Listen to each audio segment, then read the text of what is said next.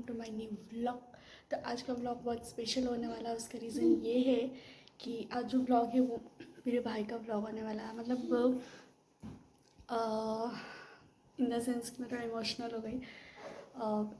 मेरा भाई जो है, जैसे आपको पता होगा, जो राज्यसभा लोकसभा होता है ना, हाउस ऑफ पार्लियामेंट में जो डिबेट्स होते हैं, वो पार्लियामेंट जिसको हम बोलते हैं, तो जो होता है ना, तो वैसा ही इसको मतलब मोल्ड जो है उसका, मोल्ड इन द सेंस कि जिसको हम झांकी बोलते हैं, तो ऐसे मैच वो परफॉर्म करने वाले हैं ऑन द स्टेज, लाइक एक सिटी लेवल पे, स्टेट लेवल पे।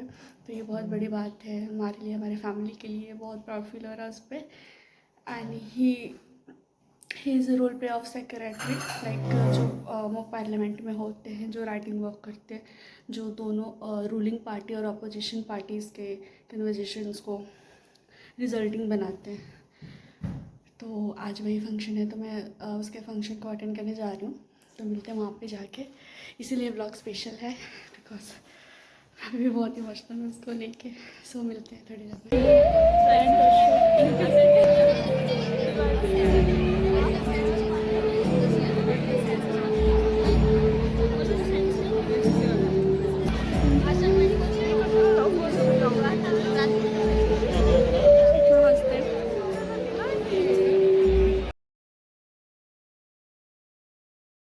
दर्शक होतो, पण हे सगळं श्रेय ह्या विद्यार्थ्यांचं आहे। आणि विशेष उल्लेखाची बाब की माझा मुलगा किंवा माझी मुलगी वेळेत जर घरी आली नाही तर पालकांचे 10 फोन होते, 10 फोन असतात, पण ह्या विद्यार्थ्यांनी 7 महिन्यामध्ये एकदाही पालकांचा फोन आम्हाला आला नाही, पूर्ण वेळ देऊन ताकदीने ह्या विषयाची मांडणी केली। एका अर्थाने हा पालकांनी जो विश्वास एचपीटी महाविद्यालयावर दाखवला त्याच्याबद्दलचा मी विशेष आनंद व्यक्त करतो। आणि ही ऊर्जा कुठून आली तर ही ऊर्जा मागच्या 3ही मॉक पार्लिमेंटला sir doctor Moso Gosavi sir उपस्थित होते आणि त्यांचाच विचार आम्ही हा पुढे नेतोय आणि हा विचार अखंडपणे पुढे राहावा म्हणून आम्ही आपल्या संस्थेच्या माननीय सचिव आणि खजिनदार डॉक्टर दीप्तीताई देशपांडेंना विनंती केली की मॅडम आम्हाला ह्या मॉक पार्लिमेंटला sir doctor Moso Gosavi sir असं तात्काळ डॉक्टर दीप्तीताई देशपांडेंनी Stage our program. The goal of this program is to make democracy stronger, inculcate healthy habits like tolerance and discipline, and it is a great way for students to learn about how parliament works. Beyond just politics, helping them socialize better. I fondly recollect the words of late Sir Dr. M.S. Gosavi, which he said for this program, and I quote, बोलावं कसं, मांडावं कसं, सांगावं कसं.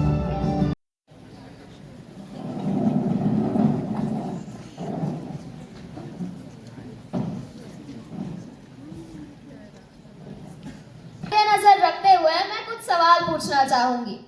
यहाँ पर उपस्थित सभी सदस्यों ने कई सवाल सामने लाए हैं, लेकिन बेरोजगारी जैसी गंभीर समस्या या मैं कहूंगी कैलामिटी पर किसी ने सवाल ही नहीं उठाया। अगर इन सवालों के जवाब सत्ताधारी नहीं दे सकते तो ये क्या देश को चलाएंगे? As per the data, in COVID-19 pandemic, many employees were laid off by major corporates due to अध्यक्ष जी, मैं विपक्ष को उनके सारे सवालों का जवाब देना चाहूंगा। अगर विपक्ष ने बेरोजगारी की बात शुरू कर दी है तो मैं उन्हें पूछना चाहूंगा, क्या आपने कभी भारत के रोजगारों पर नजर डाली है? भारत में ऐसे अनेक योजनाएं हैं, जैसे कि आत्मनिर्भर भारत युवा बेरोजगारों को मदद करती है। अध्यक्ष जी, मैं विपक्ष को याद दिलाना चाहता हूं कि सत्ता में अभी भी हम ही है और हम बेरोजगारी हो या सदन में आया हुआ कोई भी नया प्रस्ताव, उस प्रस्ताव पर समाधान जरूर निकालेंगे। अध्यक्ष, लेकिन हमने इस समस्या को भी तोड़ देकर हमारे युवा भाई बहनों के लिए रोजगार उत्पन्न किया। अब विपक्ष के मन में प्रश्न उठा होगा, कैसा उत्पन्न? तो मैं उन्हें बता दूं, prime minister street vendors Atmanirbhar Nidhi.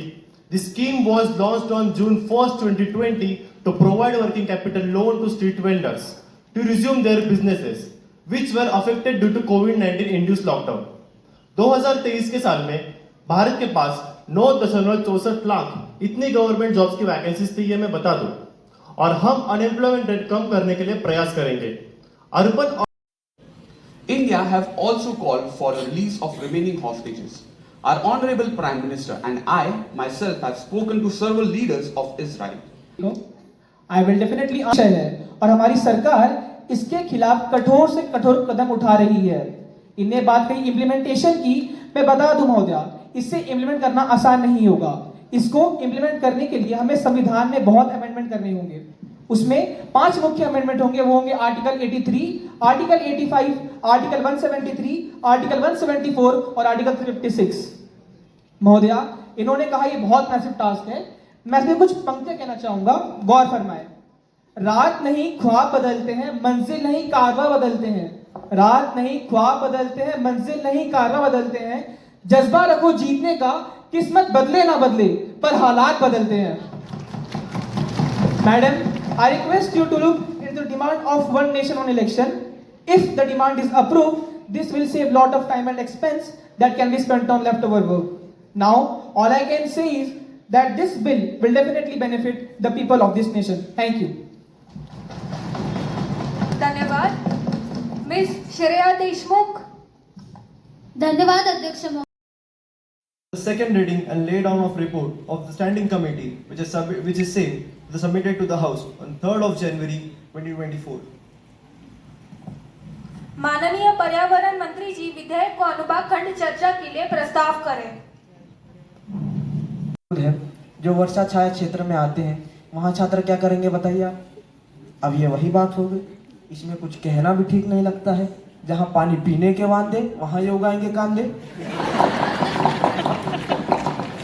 अब इसमें डिग्री बेस्ड और करियर बेस्ड अप्रोच दिखाई नहीं देती।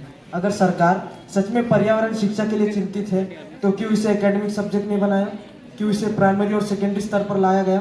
सरकार को अंडर ग्रेजुएट और ग्रेजुएट प्रोग्राम लाने चाहिए जिससे हम आने वाले एग्जाम में भी फ्लेक्सिबिलिटी दे सके और सरकार करियर पाथ्स को बढ़ावा देकर एम्प्लॉयमेंट जैसी तकलीफों को भी हल कर सकेगा। और कोई भी नीति जो इंफ्रास्ट्रक्चर या इकोनॉमी से रिलेटेड हो वो किसी ना किसी रूप में देश पर असर करती है। तो ऐसा नहीं है कि एनवायरमेंट ये विषय एकाग्रित है। ये पर्यावरण के लिए काम कर रहे हैं और चाहते हैं बच्चे भी पर्यावरण के लिए काम करें, पर कैसे करेंगे? ना तो नीति में कोई स्कोप दिया है, ना तो कोई डिग्री बेस्ड अप्रोच है। बाद में बच्चा बोलेगा ना, सर जी पौधा बहुत लगा लिए, अब झोली खाली है। और ये चाहते हैं हम बिल पास करने में इनकी मदद करें। अब हम आपका साथ इसलिए नहीं दे रहे हैं क्योंकि आपका रास्ता गड़बड़ है। तो अवनी बिल बने तो सशक्त बनना चाहिए। ये सशक्त अवनी बिल नहीं है। आप सशक्त अवनी बिल बनाइए तो क्यों करेंगे हम आपका विरोध? तब हम आपके खिलाफ नहीं, आपके साथ रहेंगे और बिल पास करने में भी मदद करेंगे। धन्यवाद महोदया जी। धन्यवाद माननीय मंत्री जी। धन्यवाद अध्यक्ष महोदया। आपके माध्यम से मैं विपक्ष के सवालों के जवाब देना चाहूंगी। चाइना साफ करता रहा। हमारे विपक्षी बंधुओं ने भी सूखे की अर्थात ड्रॉट प्रोन एरियाज की बात की है। तो इस विषय में मैं यह कहना चाहूंगी कि अगर हम ऐसे प्रोग्राम्स नहीं लेकर आएंगे तो आज जो सूखा हमें लिमिटेड एरियाज में नजर आ रहा है, आगे चलकर देश भर में हो रही मौतों का जिम्मेदार होगा। ध्यान नहीं दे पाए होंगे, पर कोई बात नहीं। कमेंट करना हमारी सरकार के फितरत में नहीं। आपका अगला सवाल था कि हम इसे रीजनल वेरिएशंस के चलते कैसे इंप्लीमेंट करेंगे। तो हम अलग अलग जगहों के लिए फ्लेक्सिबल पैटर्न रखेंगे। जिन एरियाज में पानी की कमी है वहाँ एलोवेरा, कैक्टस, लिथॉप, स्नेक प्लांट्स जैसे पौधों को बढ़ावा दिया जाएगा। इसके अलावा हॉस्टल वाले विद्यार्थियों के लिए निश्चित ही कोई सबसे है, परंतु हम इसे एक अवसर समझते हैं। अब कोई पॉजिटिव व्यूज की पट्टी होती तो हम निश्चित ही आपको स्पॉन्सर कर देते। तथा समझने के बाद मेरे मन में कुछ प्रश्न निर्माण हुए हैं। आशा करती हूँ कि सत्ताधारी दल इन प्रश्नों का उत्तर देने में सक्षम रहेंगी। तो मैं सरकार से ये पूछना चाहती हूँ कि इको ब्रिक्स जो कि प्लास्टिक से बनता है, आखिर पर्यावरण के लिए कैसा न्याय है? प्लास्टिक पर बैन लगाने। देवियों और सज्जनों, तूफानों में भी हवा का रुख मोड़ना जानता है। नए भारत का युवा अपना हुनर जानता है और खींच के खुद की तकदीर की लकीर दुनिया झुकाना जानता है। Thank you, dear mock parliamentarians. You all have painted a vivid tapestry of democracy in action. You all have given us a better understanding of governance and your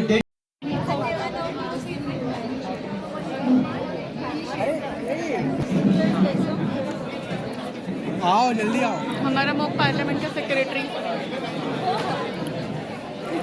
we are proud of you bro. Guys, तो मेरे भाई का हो गया function ख़त्म। अब मैं जा रही हूँ घर जाके मेरे को फिर वहाँ से कॉलेज भी जाना है, तो मैं आपको थोड़ी देर